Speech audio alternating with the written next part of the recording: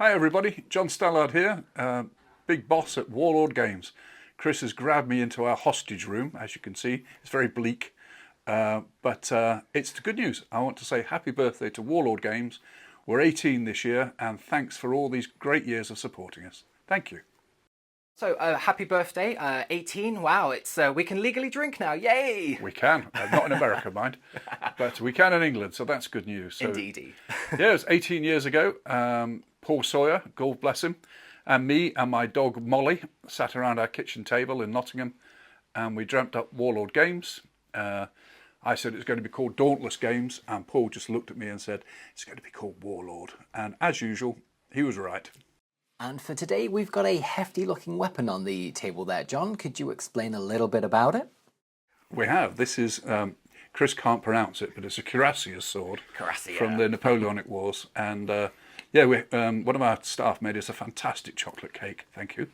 And so we thought we'd cut it with a sabre. Obviously, we didn't really. Health and safety reasons these days, you can't do anything, can you? Yes, don't tell Keith. No. And John, how heavy would you say that sword is? Because it looks pretty beefy from here. I'd say it was bloody heavy.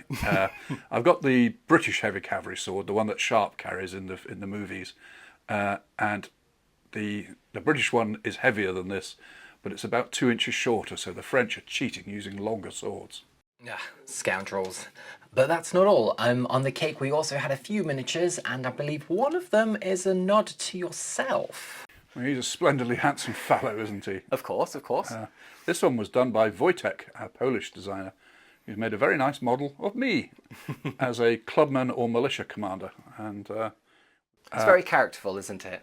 Well, yes, it's amazing what you can do in 28mm. I'm very proud of that one. That's a super model. Would you have one of those in your own collection as well? Might have one. Oh, excellent, excellent. It's nice to have a bit of a vanity project as well. I think if I had a miniature that was of me, I certainly would have a few of those. If you can't own a miniature company and make yourself, what can you do, eh? Absolutely, absolutely. In fact, here's a good question. Do you have any other miniatures that might be sculpted in your honour in any of the other ranges? When I used to be at a different company, there were a couple of sculpts of me, which I've got in my collections, hidden away. But I think there's just the only one at Warlord, I think. Oh, so we're probably slacking then, I'd say. We are. There needs to be... Well, we must make another one. Come on, Wojtek, let's get another one. Let's get a bolt action one in there. Okay, so next up is the Q&A section. So we have a few questions from the previous video of the John Talk. So, John, are you ready? Ready. So, Caledonian says they've absolutely loved falling in love with the range of the Epic Revolution and ask, will we see separate cavalry units in the future? Oh, I'm glad you like them. They're a smashing range of models. I don't think we're going to put out more cavalry. I think there's enough on the sprues to make small units. They were tiny troops of cavalry in 1776. It wasn't like the Napoleonic Wars. It was very small squadrons used for scouting purposes and the odd raid.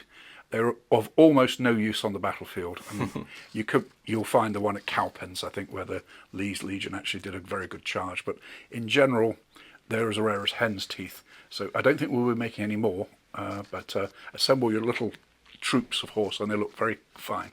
Oh, excellent, yes, because I think they're looking at doing a unit of Tarleton's Legion. So Oh, probably Tarleton's the colours that they'll be mainly looking for. Yeah, they should be largely in green, Tarleton's Legion, and with some light dragoons as well in red. So you can do a mixture.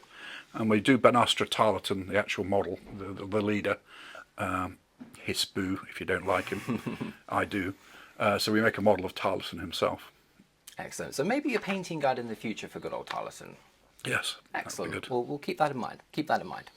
Okay, so next up, Andrew Hull. He asks, why are the epic infantry poses mainly marching and not in a firing position? Well, it's a very smart question. It's the laws of physics. It's basically when you're doing steel blocks, which we make our epic models in plastic, you put them into between two huge steel blocks, which are your injection molding process. You can't have anything that projects outwards. It has to be a flat thing. So you can't have people with their muskets presented forward. If you're doing them in a strip, you can do them individually because you can put them side on, but then you can't get a whole strip of people. So it's literally the laws of physics means you can't do it, which is a shame because they would look good all presenting. But most of a battle, people would be at march attack or at order anyway. but I get its points, but Just the machine process. can't be done. Literally can't be done. Oh, we need some magic wizardry to make that happen. So good question. Tech Marine 83. Not really a question, but certainly a request. U.S. American cavalry for black powder, please. Well, I think they'd be a great set to do, and they're certainly on our long-term list to do. Plains Indian War. I think it would be a strong product. Certainly a product of my youth and too many John Wayne films when I was a kid. What's your favourite John Wayne film? Quick question. Probably Alamo. A shocking film, but good entertaining. I think that's probably something we'll have to watch on the weekend and then catch up with the Alamo. Okay, so the next one is Arland Acton. Hopefully I pronounced that correctly. Apologies if not. Any plans for epic medieval Wars of the Roses?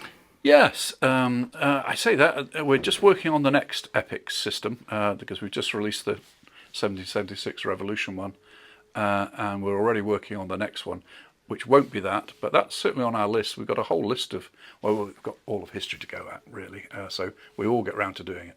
Oh, excellent. So that's good news. So keep a lookout. Okay, so Ashley Redden. What's the long-term plan for Conflict post-release, and will we be seeing more kits predominantly from the resin and metal into plastic?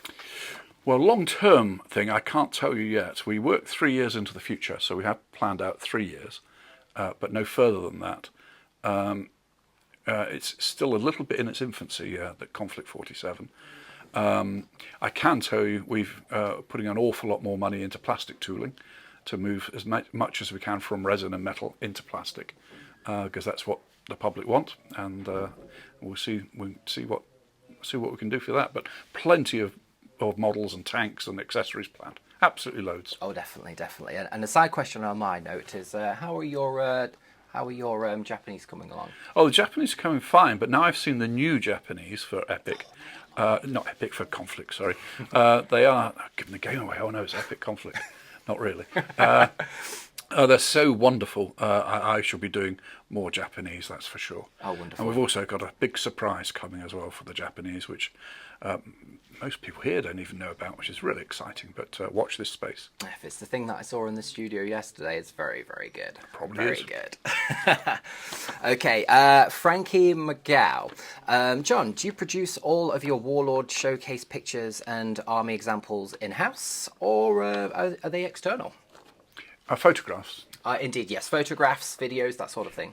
It's all done by him these days, and the wonderful Derek in the studio as well. He doesn't like doing photography, but he's very good at it. It's very good. So we make sure he does it. But this is Chris's new job, doing videos and interviews and films and painting, you name it. It's pretty much all done internally. It is. Yes, excellent. Yes, I think the first book was the Rome Conquest book that I started earlier on in this year, and then Conflict, which was amazing, absolutely much fun to do, much fun.